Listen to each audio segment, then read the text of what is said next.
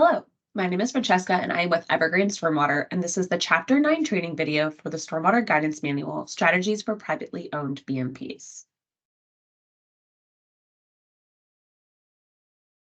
This chapter provides an overview of common education and outreach strategies permittees can use to inform property owners about proper maintenance and inspection of BMPs on private property. Researchers have reported 3 common reasons for inadequate maintenance or BMP neglect: insufficient communication, unclear responsibilities, and an overall lack of knowledge. Education and outreach programs developed specifically for private property owners can play a key role in helping to overcome these barriers. So education and outreach is required by both the Eastern Washington and Western Washington Phase 2 permits. However, specifically for BMPs on private property is not necessarily required, but it is an audience and a focus that you can pick to help meet some of these overall education and outreach requirements. So the overall goal of education and outreach programs is to increase a target audience's support for a stormwater initiative by encouraging behavior change. In this scenario, the target audience is the party responsible for the BMP. So this may be homeowners, property owners and managers, or homeowner associations. And the desired behavior is the proper maintenance and inspection of the BMPs on private property. Although the permits don't require specific E&O programs for BMPs on private property, they are highly recommended to increase the likelihood of BMP maintenance. And this is really important for, like, when we talked about in Chapter 2, if property owners are the ones that are responsible for the maintenance of these BMPs. Well, we conducted the literature search for this guidance manual. We didn't find any specific literature for E&O for inspection and maintenance of BMPs on private property. So the focus of the manual in our discussion today is going to be on overall stormwater E&O programs and behavior change campaigns. So we are going to go over common methods. The first 2, one-on-one instruction and workshops and public events. These are hands-on training styles of education and outreach. So research has shown that this style of education is one that better results in direct behavior change. And then you have organized media and social media. These types of methods are better for raising the general awareness about a topic. And we'll dive into details on each one on the next slides. So one-on-one instruction is when the permittee or a third party, this could be a contractor or a vendor or a partnering nonprofit, meets individually with the party responsible for the BMP. So this can be brief, such as just providing the owner with education materials, or it can be more in-depth, like inviting the property owner to attend the inspection and actually walk through everything you're doing with them and pointing out these different maintenance pieces. So this provides an opportunity to work collaboratively with the property owner if you do need to determine a maintenance remedy or solution. And it helps encourage a sense of ownership in the responsible party. And it also provides an opportunity for the inspector to directly address the responsible party's specific questions and concerns. So the advantages to this method are that you build relationships, increase trust, and then improve awareness of possible BMP issues and potential solutions. You're also going to increase the likelihood of the property owners performing the maintenance correctly. And then also, this is one of the methods that you can use to keep the responsible party informed, even if the BMP ownership changes. So if you're making sure you go out every year and you're meeting with someone who is responsible for the BMP, even when that responsibility changes to a new person, you're making the effort to reach out and work directly with them. However, this method also has quite a few disadvantages. So first of all, it is very time consuming. So understaffed or underfunded programs may not have the capacity for their staff or inspectors to be spending the extra time and effort with each responsible party. This also involves accommodating the responsible party's schedule. So this can possibly delay the inspection timeline, or it may require that the permittee work outside of business hours in order to accommodate that schedule. So the next method we'll talk about that also involves this hands-on and engagement with the owners are workshops and public events. So this is in-person training, but it can be done with a larger audience, and it helps provide the responsible party detailed information on proper BMP maintenance. And it's really beneficial for conducting targeted E&O efforts with a specific audience. So for example, we talked about overall the audience as property owners, but the jurisdiction may decide to hold different workshops for, let's say, either different BMPs or for different types of property owners. So like HOAs versus commercial businesses. So these workshops can include maintenance demonstrations for common BMPs within the jurisdiction, hands-on practice for the responsible party, and then you also get that time to answer specific attendee questions. So as I mentioned before, research shows that education involving discussion and participation is more effective at changing behavior than these media campaigns that are just generally better suited for expanding overall awareness. So these workshops can be scheduled as standalone events, or they can be incorporated into community events such as fairs or like home and garden shows. Also, over the last few years, virtual workshops have increased in popularity. So this unfortunately doesn't allow for that same hands-on participation like in-person training does. But the upside for a virtual training is that you don't have to limit capacity to whatever building or place you are holding the workshop. And then you can also save that training later on your jurisdiction's website for people to access for future on-demand viewing.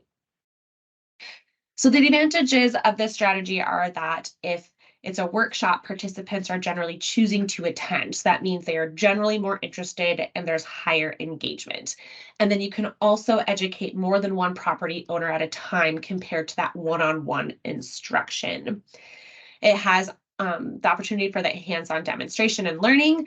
And then you can also bring in technical experts like vendors or contractors that can assist you with that training. Some of the disadvantages of this method are you may have poor attendance. So you may put a lot of effort into developing this great workshop and then you just don't get the attendance that you're expecting. You also can't guarantee that you're meeting with every property owner like you can with that one-on-one instruction. And then also creating a quality workshop requires permitting time and resources. One tip to get around this or to reduce that effort is to collaborate with neighboring jurisdictions. So especially if you and your neighboring jurisdictions are trying to promote the same message, if you have similar BMPs within your jurisdictions and similar O&M procedures and standards, you may work with them to develop workshops that you can give to a larger audience between all jurisdictions.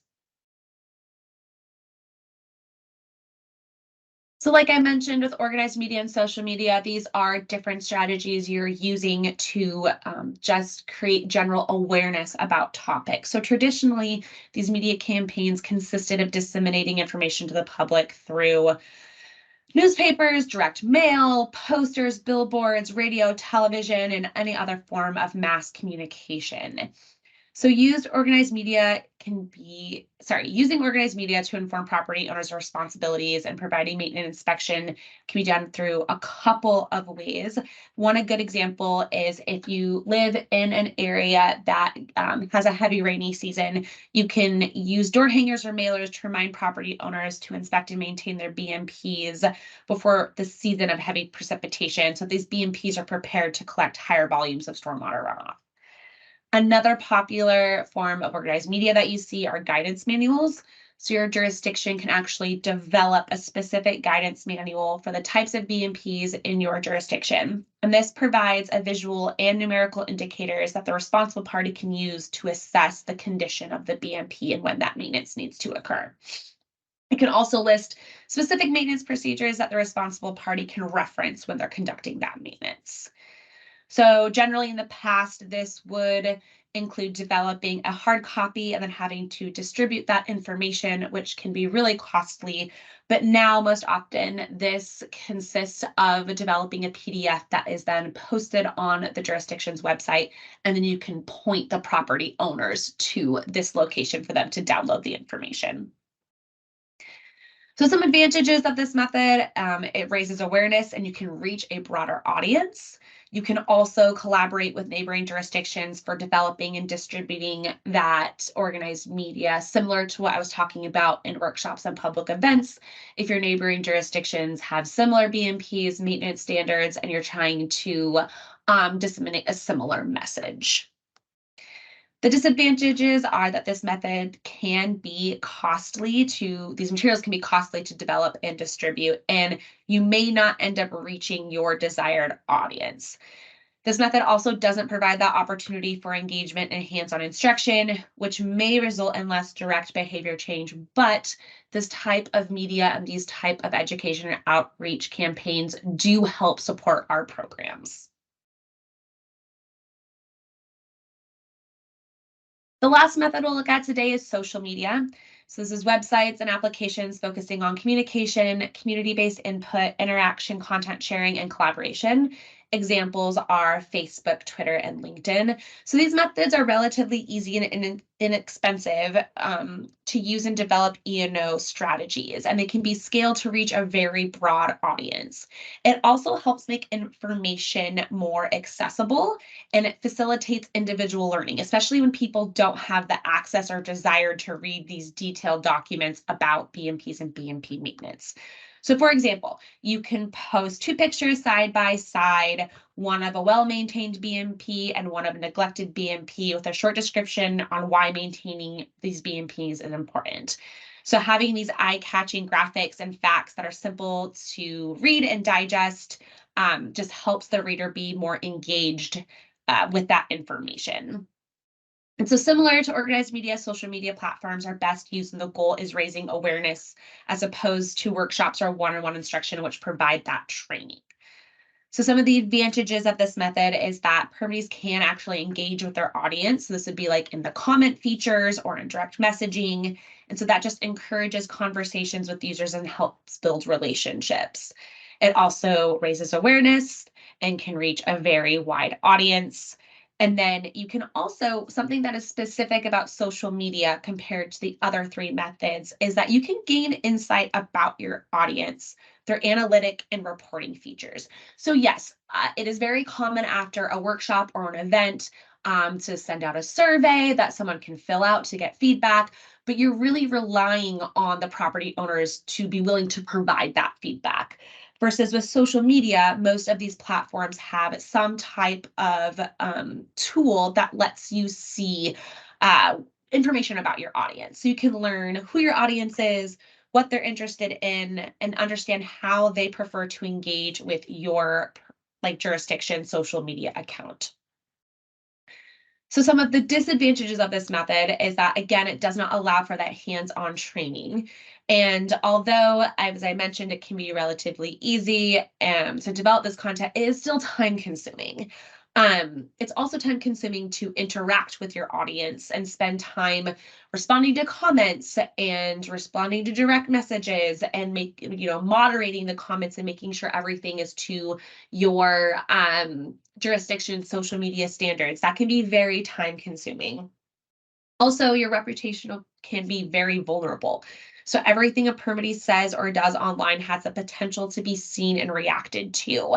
So it is very highly recommended that you hire a social media marketing professional to design these social media education and outreach campaigns. And then lastly, some users may only use social media for engaging with family and friends instead of organizations. So that can just limit the number of people that are seeing your campaign material. So I won't go into each of these right now, but on the screen, we just have some tips when developing social media education and outreach strategies. The manual goes into more detail for each of these. Then I just want to take a minute to talk about the importance of considerations for reaching your target audience. So thoughtful consideration regarding which type of media to use to target your audience is important for increasing the likelihood that the materials will reach the desired audience. So this may be a pretty obvious trend that is occurring over the past several years, but as an engineer, I love to put some numbers to it. So on the screen, we're looking at results from a survey that was conducted through the Pew Research Center, and that was conducted through August 31st through September 7th of 2020. And this essentially asked adults 18 and older how they consume their news. So as you can see, over the past several years, that adults have transitioned from obtaining their news through print, television, and radio to a digital source. So on the screen, you can see 86% of adults either often or sometimes receive their news through a smartphone, computer, or tablet. And then on the right, you can see of those adults, 68% often or sometimes get that news from news websites or apps. And then close behind that at 65% are search engines such as Google. How people receive their news often depends on, or also depends on age. So as you can see, though, on the left, you have those ages 18 to 49 that the most common ways that they receive news are through that smartphone, computer, or tablet, or some type of digital source. But then once you get to that 50 plus range, you're seeing a better split between the digital sources and then like television. And then if you look on the right, those that are 30 and younger, the most common way that they receive this digital news is through social media. So this is just helpful to keep in mind when you're figuring out who you want your target audience to be thinking about how you're going to disseminate that information and what is the best way to do that to reach your target audience. So we asked some survey questions during our workshop. The first one being, what E&O strategies does your jurisdiction use to inform or train property owners? And the participants were able to select all that applied. So of the 20 participants, 70% used organized media, 65% used one-on-one training, 35% used workshops, and then 30% used social media, and then 5% selected some other method.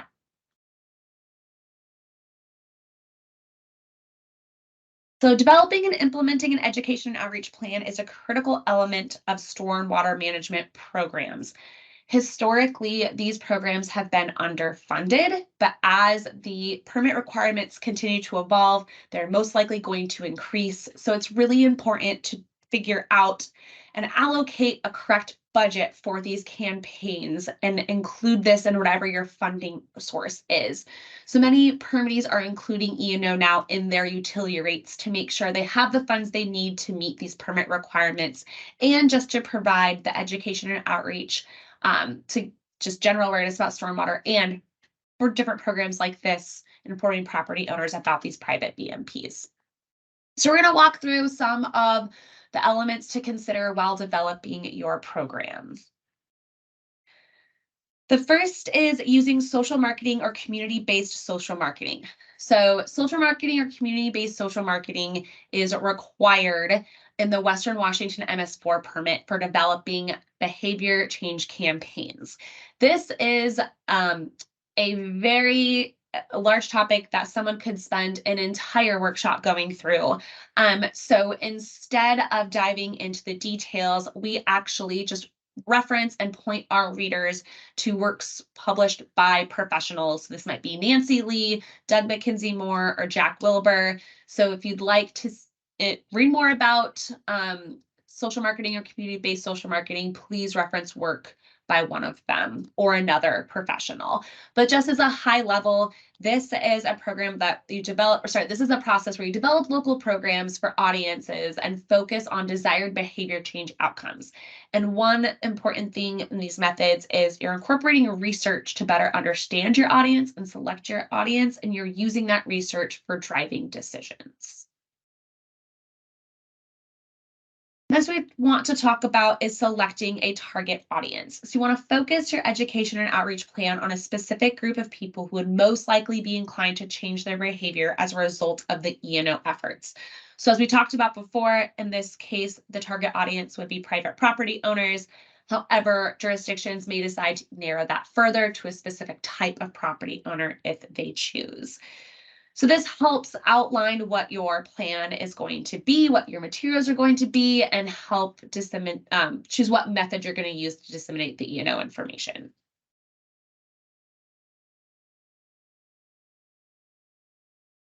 You want to develop an effective message. So you want to craft messages that are tailored to the selected audience. So research shows that behavior change is more dependent on self-interest than it is other factors like environmental stewardism. Um, so I think we have to remember that while we who are in the stormwater world can be really passionate about it and want to do what we can, we have to remember that our neighbor 3 doors down may not share that same passion. And in order to really engage and make some effective messaging, it's important to make sure you can relate to the audience's values and connect the message that you're trying to give to their values. So we provide some specific tips for this in the guidance manual. But just to give a good example, one of them says, in your messaging, it is really helpful to use and actually name the specific receiving waters that you're trying to protect, especially if it is in a specific neighborhood. But you can look in the manual for more guidance. Next is eliminating barriers where possible. So property owners are more likely to change their behavior when barriers are removed. So for example, in chapter 2, we talk about providing a list of qualified third parties for property owners if a third party is required to do the inspection or maintenance. So if this is the strategy that your jurisdiction uses, developing that list and supplying it to property owners just removes one thing they have to do in order to get their BMP inspected or maintained. So a great example of this is the city of Spokane. They developed a web page for the annual certifications of private stormwater facilities. So this web page provides information on the importance of BMP maintenance, the certification process, including the required documentation, and then a list of certified inspection service providers in the Spokane area. So we provide a link in this presentation, but this link is also provided in the guidance manual. When you can, you would like to look into partnering with local organizations or other jurisdictions. So this helps reduce permitting time and resources for the education and outreach plan implementation. And then it can also assist with developing resources and hosting workshops like we talked about before. So for example, the city of Seattle partnered with a local nonprofit, Stewardship Partners, which helped the city go door to door to promote its RainWise program. Or like I mentioned, it doesn't have to be a local organization. It can also be neighboring jurisdictions if you have the same BMPs and you're trying to promote the similar message. And then lastly, evaluating and adjusting your program. So you want to evaluate the E&O plan to confirm goals are being met and permitting time and resources are being well spent. You can verify that the plan is on track by conducting evaluations for short, medium, and long-term desired outcomes. There are 2 common evaluation methods. We list them here, but we don't dive into them into the guidance manual. So this is administering surveys before and after education outreach efforts have been conducted, or collecting data before and after education outreach efforts have been conducted. So again, we point our readers to another source. There was a recent SAM study that focused on evaluation guidance for behavior change in E&O programs, and we provide that link here and again in the manual. So to wrap up our workshop and survey, we asked 2 final survey questions. The first one was, does your jurisdiction partner with neighboring jurisdictions for E&O? So of the 19 respondents, 63% said yes, and 26% said no, and 11% were unsure. And lastly, does your jurisdiction partner with local organizations for education and outreach? Of the 17 respondents, 59% said yes, 29% no, and 12% were unsure.